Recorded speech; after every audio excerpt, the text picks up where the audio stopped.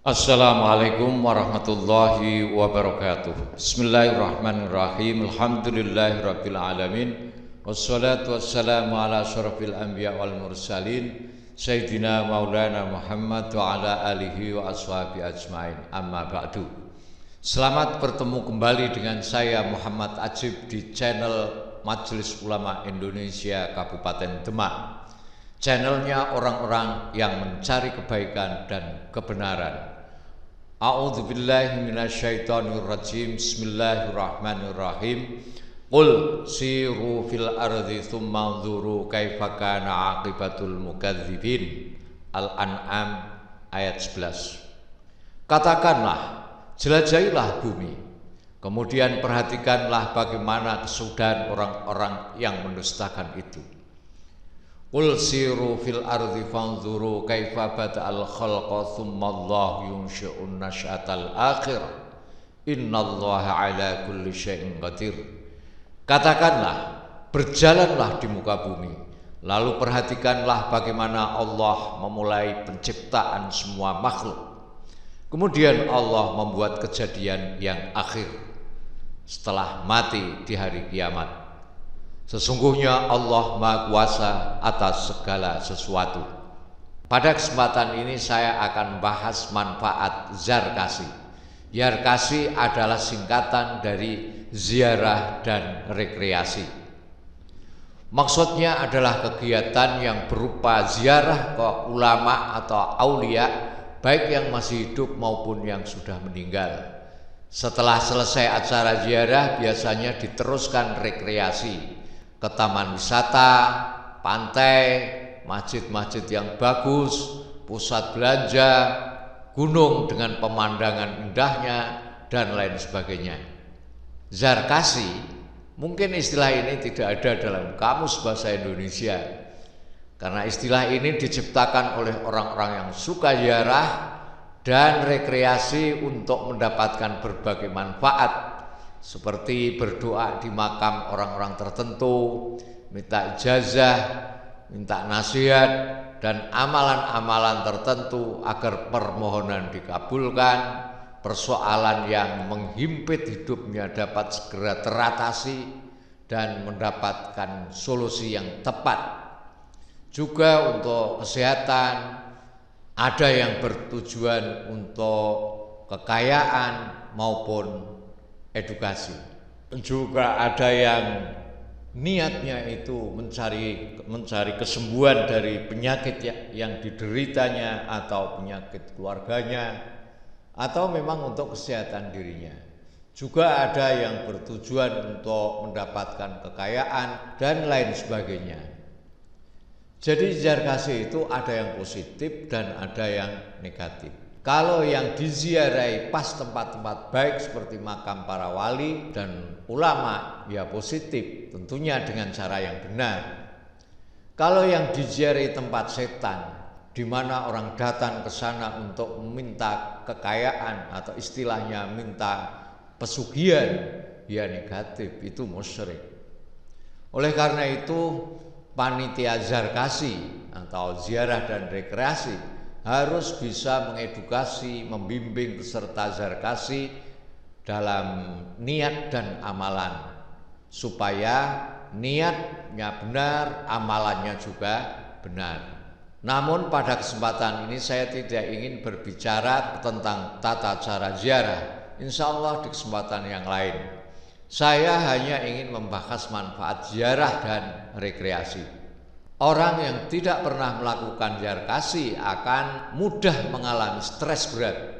Sebaliknya, dengan melakukan zarkasi, insya Allah terhindar dari depresi akibat kesedihan atau tekanan pekerjaan serta problem hidup. Zarkasi, masih ingat ya, artinya adalah ziarah dan rekreasi.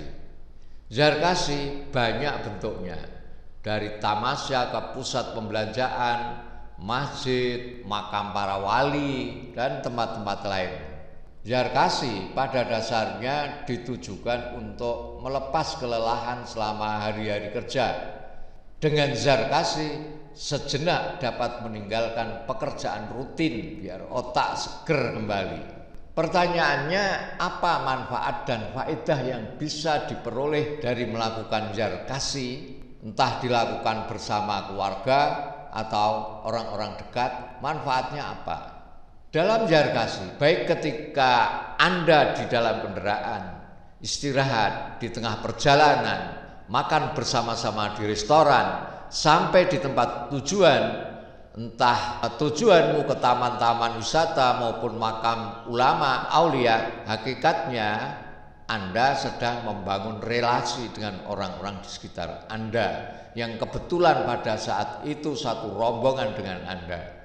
Mungkin di sekitar Anda ada orang yang tidak Anda kenal, walaupun juga banyak yang Anda kenal. Pada saat itu Anda bisa berinteraksi langsung dengan mereka, menanyakan siapa namanya, alamatnya di mana, apa aktivitasnya, sudah nikah atau belum, dan lain sebagainya. Bertanya-tanya seperti ini dapat melatih kemampuan sosial di dalam kehidupan bermasyarakat, di dalam berdakwah, di dalam organisasi, dan lain sebagainya. Misalnya pada saat berbicara dengan kiai pimpinan jar kasih, yang sebelumnya itu belum pernah ngomong dengan kiai. Nah, ini bagaimana caranya? Kemudian ngomong-ngomong dengan teman-teman lama, kemudian berkenalan dengan teman yang baru saja dikenal. Sebagaimana caranya menawar penjual souvenir. Terus bagaimana ketika memulai untuk menanyakan sesuatu kepada orang-orang yang belum dikenal, tanya kepada pelayan warung atau penjaga konter dan lain sebagainya. Negosiasi atau interaksi seperti ini akan meningkatkan kemampuan sosialisasi dengan teman dan orang-orang sekitar Anda. Jadi ini menguntungkan Anda. Jadi manfaat jar kasih yang pertama adalah melatih berkomunikasi, berhubungan dengan banyak orang. Bagaimana cara kita berkomunikasi dengan orang lain? Yang kedua, anak menjadi mandiri.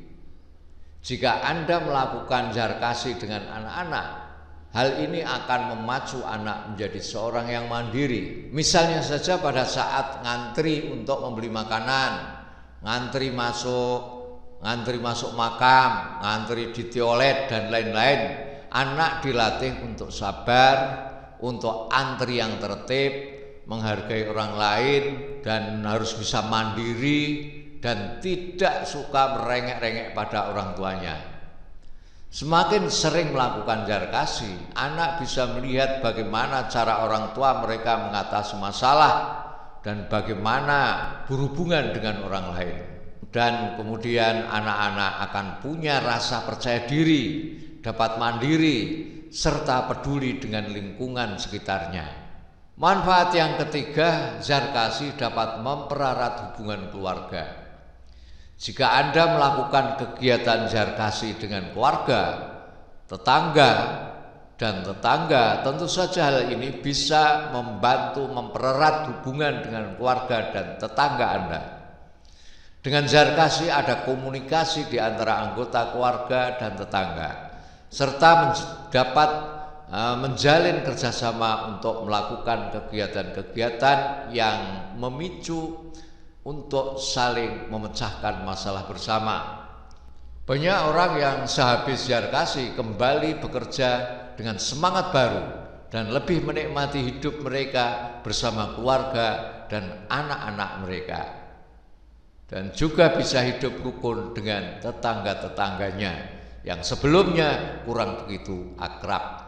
Jika Anda sering melakukan kegiatan jar kasih dengan keluarga dan tetangga Anda, maka hal ini akan meningkatkan hubungan Anda, keluarga dan tetangga Anda.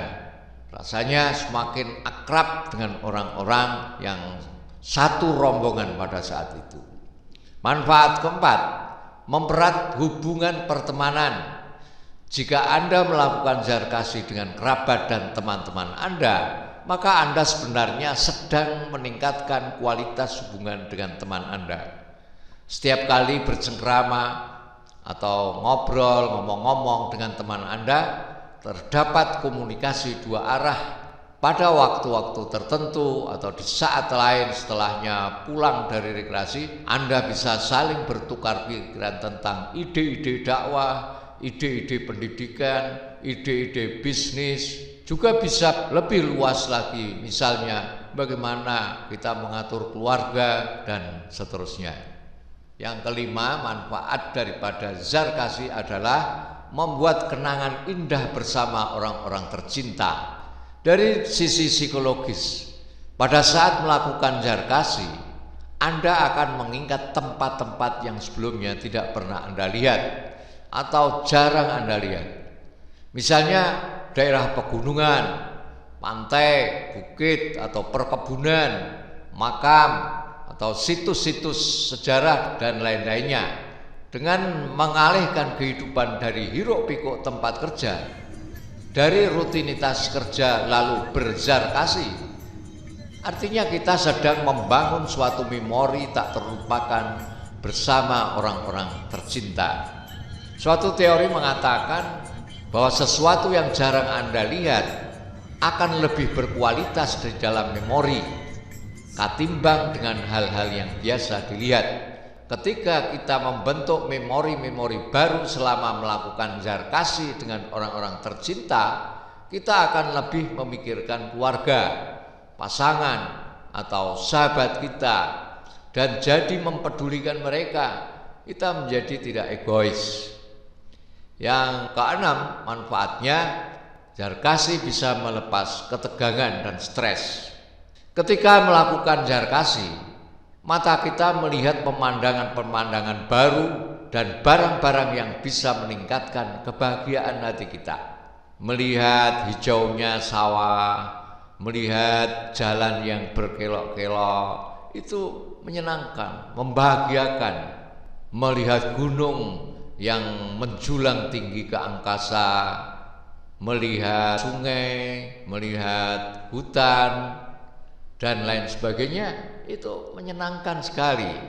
Intinya, Zarkasi atau ziarah dan rekreasi ini dapat menurunkan perasaan tertekan atau stres.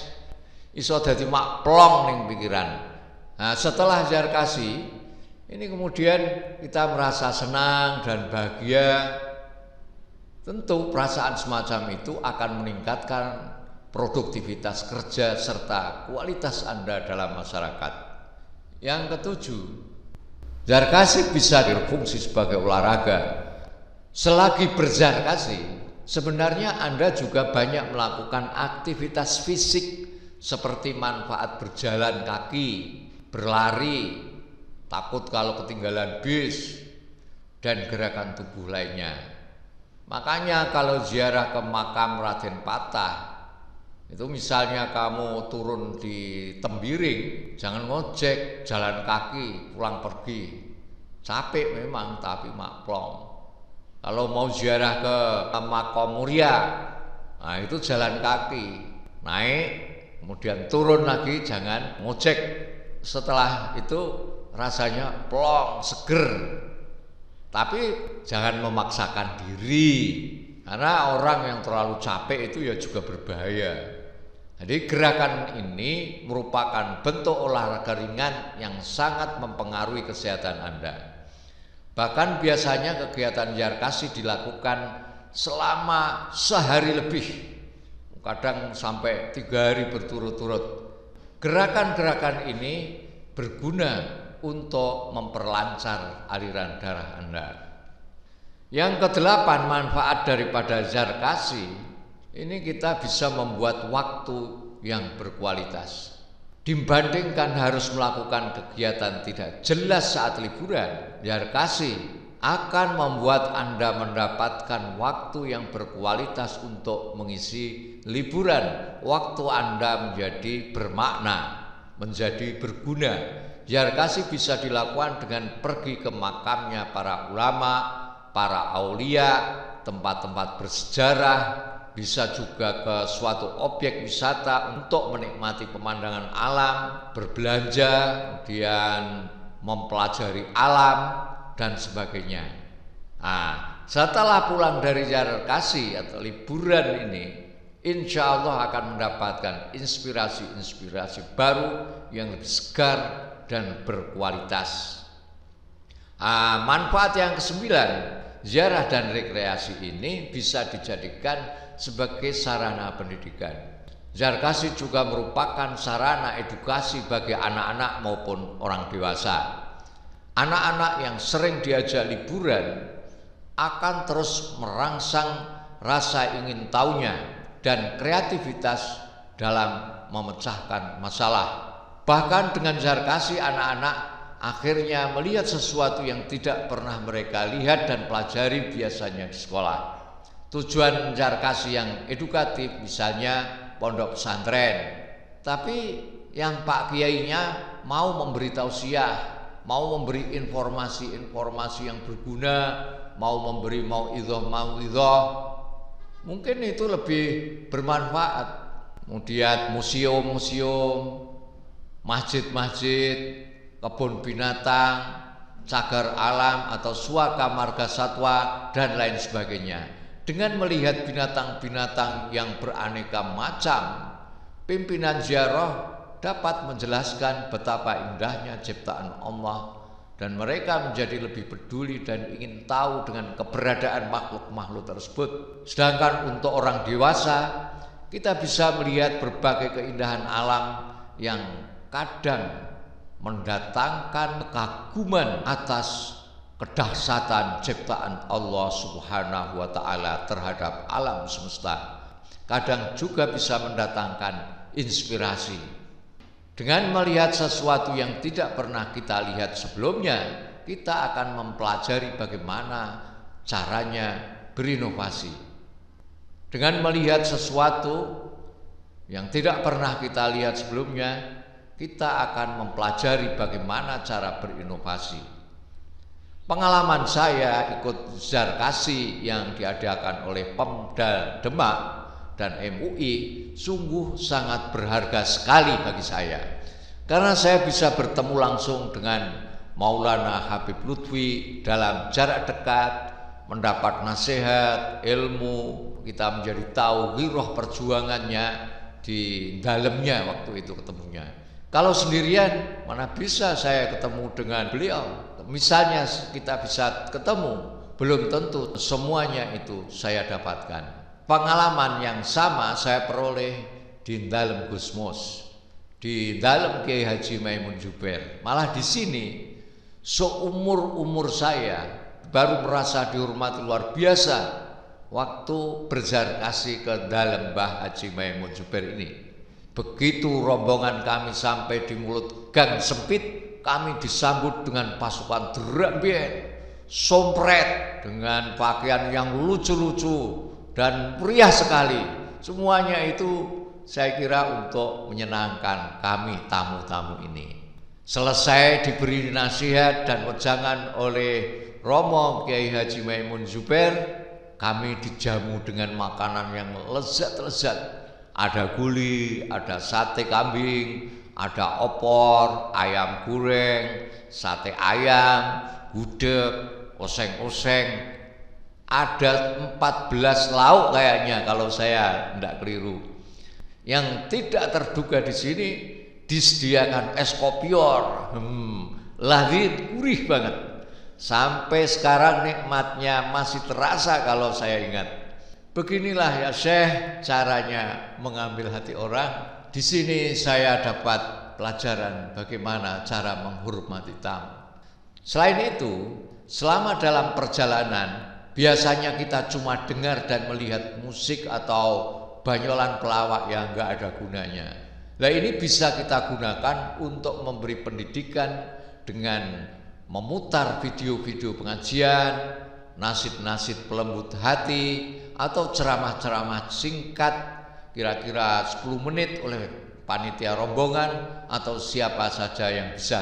Manfaat yang ke-10, hasil sebuah penelitian, mereka yang berzarkasi secara tepat, mereka bisa hidup lebih nyaman dan santai sehingga menurunkan risiko terkena serangan jantung. Kematian pada umumnya disebabkan oleh penyakit-penyakit kronis yang sebenarnya disebabkan oleh stres dan tekanan yang berkelanjutan. Zarkasi dapat mengurangi depresi yang Anda rasakan.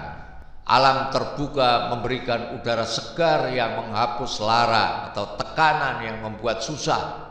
Maka dianjurkan bagi para kiai, ustadz, dan kita semua secara berkala untuk mengambil liburan sejenak dan tidak usah terlalu terikat dengan pekerjaan hingga melupakan Zarkasi. Yang ke-11, menambah intelektual. Hasil penelitian memberikan kesimpulan bahwa ada hubungan antara rutinitas harian dengan penurunan fungsi otak. Semakin besar usia hidup Anda, semakin banyak usia hidup Anda, semakin besar kemungkinan terkena penyakit pikun. Namun demikian, hal ini bisa dicegah dengan Zarkasi berkala pada saat liburan. Manfaat Zarkasi bisa membangun satu kerja otak dan intelektual yang bisa menurunkan kecenderungan pikun pada usia 60 tahun ke atas.